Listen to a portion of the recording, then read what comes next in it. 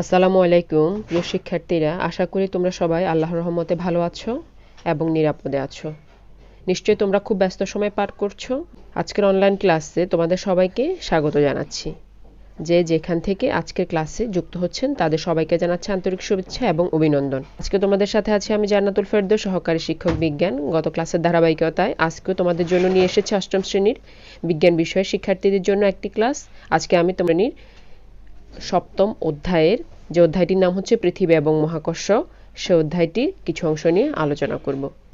তোমরা আর দেরি না করে অবশ্যই বই খাতা নিয়ে বসে যাও। সব ক্লাসের মতো এই ক্লাসেও বলছি, অবশ্যই তোমরা গুরুত্বপূর্ণ তথ্যগুলো তোমাদের খাতায় তুলে নিবে। তোমরা অবশ্যই জানো যে আজকের এই পাঠটি তোমাদের জন্য কতটা গুরুত্বপূর্ণ। গত ক্লাসে আমি বলেছি তোমাদের পরিমার্জিত সিলেবাসে প্রায় এই অধ্যায়টির সম্পূর্ণ অংশটাই রয়েছে এবং এই অধ্যায়টি তোমাদের জন্য খুবই গুরুত্বপূর্ণ এবং কিছুটা জটিল অধ্যায়ও বটে। তাই তোমরা অবশ্যই মনোযোগের সাথে ক্লাসটি দেখবে। এখানে তোমরা একটি ছবি দেখতে পাচ্ছ। ছবিতে তোমরা কি দেখতে পাচ্ছ একটু বলার চেষ্টা করি। তাহলে দেখো, এই যে এটা হচ্ছে পৃথিবী, এটা হচ্ছে চাঁদ, ঠিক আছে? আর এটা হচ্ছে একজন মানুষ। সাধারণত তার এখানে দেখা যাচ্ছে যে 56 কিলোগ্রাম মাস লেখা আছে। মাস মানে তোমরা কি জানো? মাস মানে গত ক্লাসে আমি বলেছি মাস মানে হচ্ছে ভর। তাহলে তার ভর দেখাচ্ছে 56 কেজি। যদিও সচরাচর এটাকে আমরা ওজন বলে থাকি, কিন্তু এখানে আমাদের কিছু ভুল রয়েছে। আজকের ক্লাসে সেই কনফিউশন আশা করি আমাদের দূর হয়ে যাবে। তাহলে আমরা দেখতে পাচ্ছি একজন মানুষের ভর হচ্ছে 56 কেজি। পৃথিবীতে তার ওজন না লিখে এখানে লেখা হচ্ছে ওয়েট। ওয়েট মানে হচ্ছে ওজন, ভর না লিখে ওজন লেখা হয়েছে, অর্থাৎ সেটা হলো ওয়েট। ওয়েট হচ্ছে, যেহেতু এটা একটা বল, তার আগে হচ্ছে নিউটন, সেজন্য এটা 560 নিউটন। আবার চাঁদে তার ওয়েট হচ্ছে 90 নিউটন। তাহলে পৃথিবী এবং চাঁদে তার ওয়েট দুই রকম দেখাচ্ছে, আর নর্মালি তার ভরটা দেখাচ্ছে একই রকম। তাহলে এই ছবিটা দেখে তোমরা আশা করি আজকে কি পড়াবো বা কি নিয়ে আলোচনা করব সেটা কিছুটা বুঝতে পারছো। এখন একটু চিন্তা করে উত্তর দেওয়ার চেষ্টা করো। হ্যাঁ, তোমরা সবাই বুঝতে না পারলেও আমি তোমাদেরকে বলে দিচ্ছি। আজকে আমরা পড়াবো ভর ও ওজন, ভর ওজনের মধ্যে সম্পর্ক এবং পৃথিবীর বিভিন্ন স্থানে অভিকর্ষ ত্বরণ এবং বস্তুর ভর, অর্থাৎ তোমাদের বিজ্ঞান বইয়ের সপ্তম অধ্যায়ের পাঠ 4, 5 এবং 6। আশা করি তোমরা ক্লাসটি শেষ পর্যন্ত আমার সাথেই যুক্ত থাকবে। আসো, এই অধ্যায়েরই পার্ট 4, যেটা হচ্ছে ভর এবং ওজন, সেটা নিয়ে আমরা প্রথমেই আলোচনা শুরু করে দিই। তাহলে এই পাঠের প্রথম টপিকসটা হচ্ছে ভর। ভরের ইংরেজি শব্দ হচ্ছে মাস, যেটাকে আমরা স্মল এম দিয়ে প্রকাশ করে গত ক্লাসগুলো নিয়ে আলোচনা করা হয়েছে। দেখো, ভর কি? কোনো বস্তুতে পদার্থের পরিমাণকে বস্তুর ভর বলা হয়। যদিও বাস্তবে এই বিষয়টাকেও আমরা ওজন বলে থাকি, কিন্তু পদার্থবিজ্ঞানের ভাষায় অথবা বিজ্ঞানের ভাষায় আমরা যদি বলে থাকি, তাহলে ভর আর ওজন কিন্তু একই জিনিস নয়। এটার মধ্যে কিন্তু যথেষ্ট পরিমাণে কি রয়েছে? তফাৎ রয়েছে। তাহলে আমরা যে সংজ্ঞাটা লিখেছি সেটা হচ্ছে বস্তুতে পদার্থের পরিমাণ। তোমাদের নিশ্চয়ই পদার্থের কথা মনে আছে। পদার্থ যে 3টে মৌলিক কণা দ্বারা গঠিত, অর্থাৎ ইলেকট্রন, প্রোটন, নিউট্রন সহ পদার্থের মধ্যে যা যা আছে তার পরিমাণটাকে আমরা কি বলছি? তার ভর বলছি। অবশ্যই ভর বলছি, ওজন নয়। কিন্তু আস্তে আস্তে আমি তোমাদেরকে বিষয়টা আশা করি ক্লিয়ার করে দিতে পারবো। এসআই এককে ভরের একক, এসআই বা ইন্টারন্যাশনাল বা আন্তর্জাতিকভাবে ভরের একক হচ্ছে তোমার কেজি, যেটাকে আমরা কিলোগ্রামও বলে থাকি। বস্তুর ভর সবসময় কিন্তু একই থাকে। সবসময় মানে পৃথিবীতে বস্তুর ভর মানে পৃথিবীর বিভিন্ন স্থানে বস্তুর ভরটা কি থাকবে? একই থাকবে। অর্থাৎ বস্তুর ভরটা হচ্ছে মৌলিক রাশি, এ কারণে এটার কোনো ধরনের কি নেই, পরিবর্তন হবে না। তোমরা আশা করি বিষয়টা বুঝতে পারছো। এবং একটা সাধারণ নীতির সাহায্যে এই ভরটা কি করা হয়? পরিমাপ করা হয়। দেখো, সাধারণ নীতি আমরা এই দাঁড়িপাল্লাটা সবাই চিনে থাকি, যদিও বর্তমানে বা এখন বেশ ডিজিটাল যে ওয়েট বা ডিজিটালভাবেও ভর মাপার যন্ত্র তোমরা দেখে থাকবে অনেক জায়গায়। আর পূর্বের বাটখারা মানে যেটা দিয়ে আমরা বিভিন্ন ধরনের ভর মাপতাম, কিন্তু আমরা বলতাম তো ওজন। যেমন যদি তুমি 1 কেজি চাল কেনার জন্য দোকানে যাও, তাহলে তুমি গিয়ে বলো যে আমাকে 1 কেজি চাল দেন, অথবা 1 কেজি ওজনের একটি কি দেন, তেল দেন বা যাই দেন, কিন্তু এটা কিন্তু ওজন না। এখন থেকে আমরা আশা করি সেটাকে ওজন না বলে কি বলবো, ভর বলবো। কেন ভর বলছি, কেন ওজন বলছি, সেটা আমরা আস্তে আস্তে আলোচনা করব। তাহলে দেখো, অবশ্যই ভর কি তোমাদেরকে ভালোভাবে মনে রাখতে হবে। বস্তুতে পদার্থের পরিমাণ হচ্ছে ভর এবং এর একক হচ্ছে কি, কিলোগ্রাম। ওজনের একক কিন্তু নয়। এবং সাধারণ দাঁড়িপাল্লা দিয়ে অথবা সাধারণ নিক্তি দিয়ে এটাকে কি করা হয়, পরিমাপ করা যায়।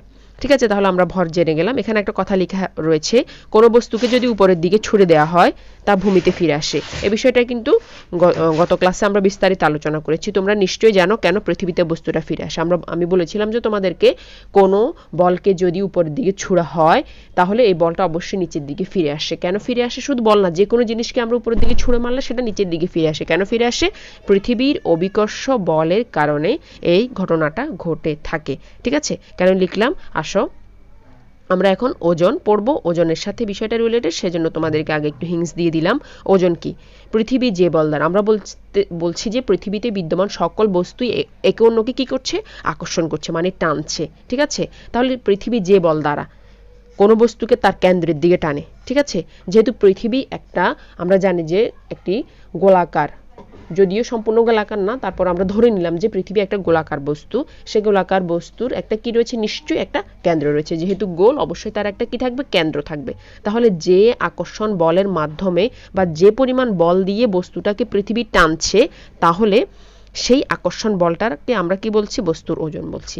আবার বলছি, পৃথিবীর যে বল দ্বারা কোনো বস্তুকে তার কেন্দ্রের দিকে আকর্ষণ করে তাকে বস্তু কি বলা হয়, ওজন বলা হয়। ওজনের ইংরেজি হচ্ছে ওয়েট। এর জন্য একে ডাব্লিউ, ক্যাপিটাল ডাব্লিউ দিয়ে কি করা হয়, প্রকাশ করা হয়। ওজন মানে হচ্ছে ভর গুণ অভিকর্ষ ত্বরণ। তাহলে দেখো, ওজন মানে হচ্ছে ভরের সাথে অভিকর্ষ ত্বরণের গুণফল, অর্থাৎ ওজন এবং ভর এক জিনিস কি নয়। এবং আমরা বলেছিলাম যে ভর হচ্ছে মৌলিক রাশি, কিন্তু ওজন কিন্তু মৌলিক রাশি নয়। ভরের সাথে যখন অভিকর্ষ ত্বরণকে গুণ করছি তখন আমরা কি পাচ্ছি, ওজন পাচ্ছি। এই কারণে ওজন কোনো ধরনের কি নয়, মৌলিক রাশি নয়, এটা একটা লব্ধ রাশি। তাহলে আমরা যদি বলে থাকি যে ওজন হচ্ছে ডব্লিউ, তাহলে ভর হচ্ছে এম, আর জি হচ্ছে অভিকর্ষ ত্বরণ। তাহলে ওজন আমরা কি একটু দিয়ে জেনে গেলাম। পরে তোমাদের গাণিতিক সমস্যা ক্যালকুলেশনের জন্য বিষয়টা আমি দিয়েছি, ওজনের সংজ্ঞার মধ্যে এটা তোমাদের দেওয়ার প্রয়োজন নেই। একসাথে নিয়ে আসার জন্য আমি একটু এটাও এখানে অ্যাড করে ফেলেছি। কি সেটা দেখো, যদি 10 কিলোগ্রাম ভরের একটি বস্তু, 10 কিলোগ্রাম বা কেজির বস্তুর ভরটা এখানে লিখেও দিয়েছি 10 কিলোগ্রাম, এবং 9.8 এটা কি, জি এর মান। আমরা গত ক্লাসে পড়েছিলাম জি এর বিভিন্ন ধরনের মান থাকে, মানে পৃথিবীর বিভিন্ন জায়গায় জি এর মানটা বিভিন্ন ধরনের হয়। আর জি হচ্ছে অভিকর্ষ ত্বরণ, small G, not capital G, small জি হচ্ছে অভিকর্ষ ত্বরণ। এই অভিকর্ষ ত্বরণটার বিভিন্ন অঞ্চলে মানটা বিভিন্ন ধরনের হয়ে থাকে, হয়ে থাকার কারণে এর একটা আদর্শ মান রয়েছে, সেটা হচ্ছে 9.8 মিটার পার সেকেন্ড স্কোয়ার। ঠিক আছে, মিটার পারে যেখানে ভাগ চিহ্ন, মিটার পার সেকেন্ড স্কোয়ার, এটাকে যদি আমরা গুণ করে ফেলি 98 kilogram into metre per second square, এই যে এই জিনিসটা kilogram metre per second square, এটাকে একসাথে আমরা কি লিখতে পারি, এটাকে একসাথে আমরা লিখতে পারি কি, নিউটন। 98টা ঠিক আছে দেখো, আর এটা সমান সমান লিখলাম নিউটন। তার মানে আমরা কি পেয়ে গেলাম, এটা থেকে আমরা ওজনের এককটাও জেনে গেলাম। অথবা আমরা যদি কোনো একটি অঙ্ক আসে, সে অঙ্কটা অর্থাৎ তোমার এখানে ভর এবং অভিকর্ষ ত্বরণ দেওয়া আছে, তুমি ওজনটা বের করো, তাহলে তুমি সিম্পলি অঙ্কটাও করে ফেলতে পারলা। তাহলে অর্থাৎ ওজনের একক আমরা কি পেয়ে যাচ্ছি, ওজনের একক হচ্ছে নিউটন, যা অভিকর্ষ ত্বরণের উপর নির্ভর করে। কেন অভিকর্ষ ত্বরণের উপর নির্ভর করে, কারণ ভরের মানটা কখনোই পরিবর্তন হবে না। অর্থাৎ তোমার ভর যদি 30 কেজি হয়, তাহলে পৃথিবীতে যেমন তোমার ভর 30 কেজি, চাঁদে গেলেও তোমার ভর 30 কেজি হবে। কিন্তু অভিকর্ষ ত্বরণ মানটা কি হয়ে যাবে, পরিবর্তিত হয়ে যাবে। অভিকর্ষ ত্বরণের মানের পরিবর্তনের কারণে ওজনের মানটা কি হবে, পরিবর্তন হবে। ফলে ওজন কি, পরিবর্তনশীল, অর্থাৎ এটা কোনো ধরনের ধ্রুব রাশি নয়। এবং ওজন কি দিয়ে মাপা হয়, স্প্রিং নিক্তির সাহায্যে মাপা হয়। তাহলে ওজন কি, তোমরা নিশ্চয়ই বুঝতে পারছো, পৃথিবী যে বল দ্বারা কোনো বস্তুকে তার নিজের দিকে টানে, সেটা হচ্ছে তার কি, ওজন। এবং একে কি দিয়ে প্রকাশ করা হয়, ডব্লিউ দিয়ে প্রকাশ করা হয়। তাহলে তোমরা ওজনটা বুঝতে পারছো। আমি বলেছি যে স্প্রিং নিক্তির সাহায্যে ওজন মাপা হয়, সাধারণ নিক্তির সাহায্যে কিন্তু ওজন মাপা যায় না। এই যে দেখো এখানে স্প্রিং দেওয়া আছে, ঠিক আছে, এখানে কি দেওয়া আছে, স্প্রিং দেওয়া আছে। এই যে স্প্রিংটা দেখতে পাচ্ছ, যখন কোনো একটা বস্তুকে এই যে এই জায়গায় কি করা হয়, ঝুলানো হয়, তখন সেটি নিচের দিকে নেমে যায়, অর্থাৎ স্প্রিংটা নিচের দিকে নেমে যায়। এবং এখানে অনেকগুলো দাগান্বিত রেখা দেখতে পাচ্ছ। এই দাগটার উপর ডিপেন্ড করে আমরা কোনো একটা বস্তুর ওজন কি করে থাকি, নির্ধারণ করে থাকি। নট ভর, কি নির্ধারণ করে থাকি, ওজন নির্ধারণ করে থাকি। তাহলে এই যে যন্ত্রটা দেখছো, এই যন্ত্রটার সাহায্যে কোনো বস্তু কি মাপা হয়, ওজন মাপা হয়, এটাকে বলা হয় স্প্রিং নিক্তি। তাহলে আশা করি তোমরা ভর এবং ওজন বুঝতে পারছো। ভর এবং ওজন যদি তোমরা বুঝতে পারো, তাহলে খুব সহজেই ভর এবং ওজনের পার্থক্যটাও তোমরা কি করে ফেলতে পারবা, লিখে ফেলতে পারবা পড়া ছাড়াই। তারপর আমি তোমাদেরকে এখানে তোমাদের সুবিধার্থে দিয়ে দিলাম, কোনো বস্তুতে পদার্থের মোট পরিমাণ হলো ভর, কোনো বস্তু পৃথিবী যে বলে নিচের দিকে টানে তার পরিমাণটা হলো ওজন। ভর হচ্ছে মৌলিক রাশি, কারণ ভর কখনোই পরিবর্তন হয় না, যা ছিল তাই থাকে সবসময় যে কোনো স্থানে। আর ওজন লব্ধ রাশি। আর ভরের একক হচ্ছে কিলোগ্রাম, ওজনের একক হচ্ছে নিউটন। সাধারণ নিক্তির সাহায্যে ভর মাপা যায়, আর স্প্রিং নিক্তির সাহায্যে ওজন মাপা হয়। স্থানভেদে ভর অপরিবর্তিত থাকে, স্থানভেদে ওজন পরিবর্তিত হয়ে যায়। তাহলে ভর ওজনের পার্থক্য আমরা জেনে গেলাম। এরপরে যে টপিকসটা রয়েছে, অর্থাৎ তোমাদের বইয়ের পার্ট 5, সেটা হচ্ছে ভর এবং ওজনের সম্পর্ক। আমরা সাধারণত, যদিও স্বাভাবিকভাবে আমরা ভর এবং ওজনকে একই বস্তু বলে বা একই ধরনের রাশি বলে মনে করে থাকি, কিন্তু এদের মধ্যে যথেষ্ট পরিমাণে পার্থক্য রয়েছে। পার্থক্য আমরা অলরেডি জেনে গিয়েছি, ঠিক আছে। এখন আমরা ভর ওজনের মধ্যে কোনো সম্পর্ক আছে কি না সেটা জানার চেষ্টা করব। আমরা এখন জানি ওজন সমান সমান কি, ভর গুণ অভিকর্ষ ত্বরণ, তাহলে W সমান সমান mg। এই জিনিসটা কিন্তু আমরা জেনে গিয়েছি। তাহলে এই রাশিটা থেকে আমরা কি বুঝতে পারি যে ভর এবং ওজনের মধ্যে কি রয়েছে, সম্পর্ক রয়েছে। অর্থাৎ ভর থেকে আমরা ওজনটা পেয়ে থাকি। ভরের সাথে যখন আমি অভিকর্ষ ত্বরণটা গুণ করব, তখনই আমরা ওজনটা পাবো। তবে ওজনটা কিন্তু ভরের উপর নির্ভর করে না, এটা নির্ভর করে কিসের উপর, অভিকর্ষ ত্বরণ g এর উপর। কেননা ভর হচ্ছে ধ্রুব রাশি, মানে এটা পরিবর্তন হয় না, অপরিবর্তনীয় একটি রাশি। যে সকল কারণে g এর মান অর্থাৎ অভিকর্ষ ত্বরণের মান পরিবর্তন হয়, ঠিক সে সকল কারণেই আমাদের ওজনের মানটা কি হয়ে যাবে, পরিবর্তন হয়ে যাবে। একটা কথা এখানে লেখা আছে, ভূপৃষ্ঠ থেকে যত উপরের দিকে উঠা যায় বস্তুর ওজন তত কমতে থাকে। ভূপৃষ্ঠ থেকে যত উপরের দিকে উঠা যায় মানে কি, দেখো, যদি তোমার কি হয়ে থাকে, এটা যদি আমার পৃথিবীর কেন্দ্র হয়ে থাকে, ঠিক আছে, এটা যদি আমার পৃথিবীর কেন্দ্র হয়ে থাকে, পৃথিবীর কেন্দ্র এই পৃথিবীর মধ্যবর্তী স্থান, ঠিক আছে, পৃথিবীর মধ্যবর্তী স্থানটাকে আমরা কি বলছি, পৃথিবীর কেন্দ্র বলছি, ঠিক আছে। এই যে পৃথিবী, এটা হচ্ছে এই যে চারপাশে দেখতেছো, এটা হচ্ছে একটা পৃথিবী, এটা পুরো চারপাশটা, এই জায়গাটা হচ্ছে কি ভূপৃষ্ঠ, ঠিক আছে, এই অঞ্চলটা হচ্ছে ভূপৃষ্ঠ। এখন দেখো, এই ভূপৃষ্ঠের উপরে, মানে ভূপৃষ্ঠ থেকে যত উপরের দিকে যাওয়া যায়, যদি আমি এটাকে একটা পাহাড় বা পর্বত মনে করি, তাহলে ভূপৃষ্ঠ থেকে যত উপরের দিকে যাওয়া যায় অভিকর্ষ ত্বরণের মানটা কমতে থাকে। কেন অভিকর্ষ ত্বরণের মানটা কমতে থাকে? কারণ এই যে কেন্দ্র থেকে এই যে উঁচা স্থানটার দূরত্ব বেশি থাকার কারণে এটা কি হয়ে যায়, আকর্ষণ বলের মানটা কি হয়ে যায়, কমে যায়। সে কারণে এখানে অভিকর্ষ ত্বরণের মানটা কি হয়ে যায়, কমে যায়। এই কারণে কেন্দ্র থেকে যত উপরের দিকে উঠা যাবে অভিকর্ষ ত্বরণের মান কমে যাওয়ার কারণে স্বাভাবিকভাবে আমার ওজনটাও কি হয়ে যাবে, কমে যাবে। আবার পৃথিবীর কেন্দ্রে অভিকর্ষ ত্বরণের মানটা কি হয়ে থাকে, পৃথিবীর কেন্দ্রে অভিকর্ষ ত্বরণের মানটা কম হয়ে থাকে। কেন কম হয়ে থাকে, শূন্য হয়ে থাকে। কেন শূন্য হয়ে থাকে সেটা আমরা আস্তে আস্তে তোমাদেরকে জানানোর চেষ্টা করব, ঠিক আছে।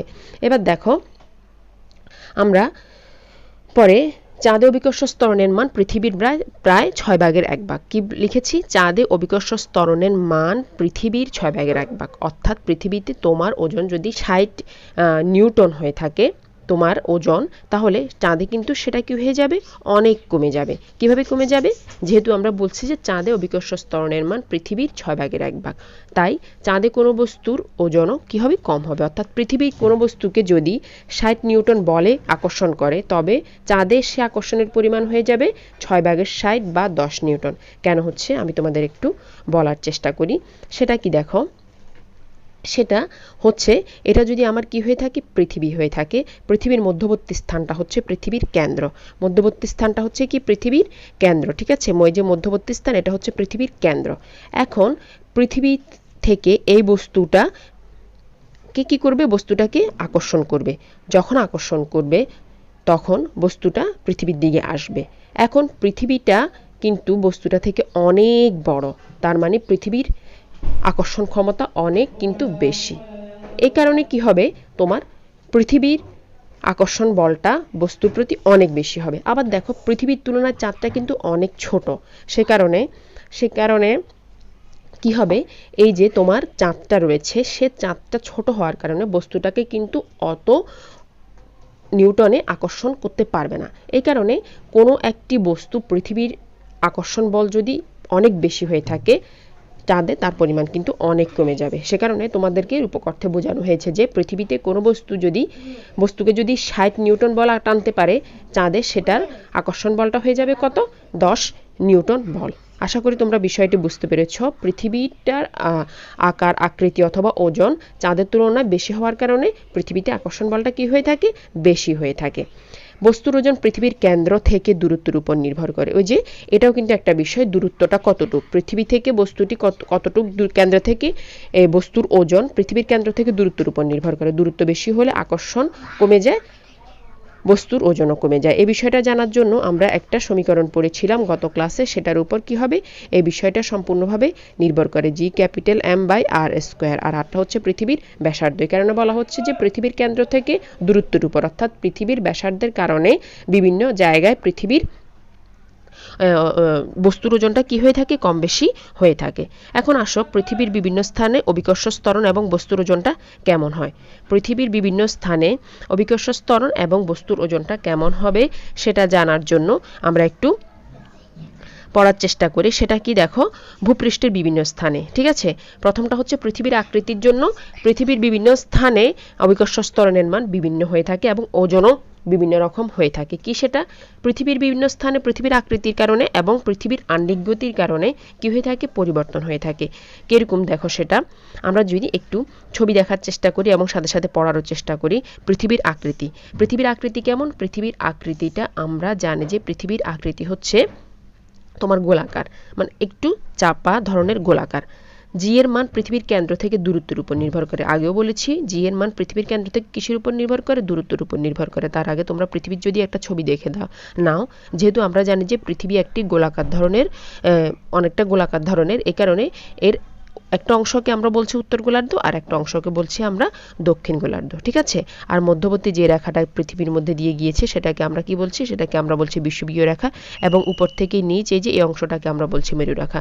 ছবিতে আমি যদি তোমাদেরকে সিম্পলি বোঝানোর চেষ্টা করি, এটা যদি পৃথিবীর কেন্দ্র, অর্থাৎ ও যদি পৃথিবীর কেন্দ্র হয়ে থাকে তাহলে এই যে এই অংশটা হচ্ছে মেরু আর এই অংশটা হচ্ছে মধ্যবর্তী অংশটা হচ্ছে কি, বিষুবীয় রেখা, ঠিক আছে। তাহলে জি এর মান পৃথিবীর দূরত্বের উপর নির্ভর করে। বিষুবীয় অঞ্চলে পৃথিবীর ব্যাসার্ধ বেশি হওয়ার কারণে, অর্থাৎ আর এর মান বেশি হওয়ার কারণে, ওই যে আগের যে সমীকরণটা বলেছি সে সমীকরণটার কারণে, অর্থাৎ আর এর মান ব্যাসার্ধ বা দূরত্ব কেন্দ্র থেকে বিষুবীয় অঞ্চলের দূরত্বটা বেশি হওয়ার কারণে অভিকর্ষ ত্বরণ জি এর মান কম হয়ে থাকে।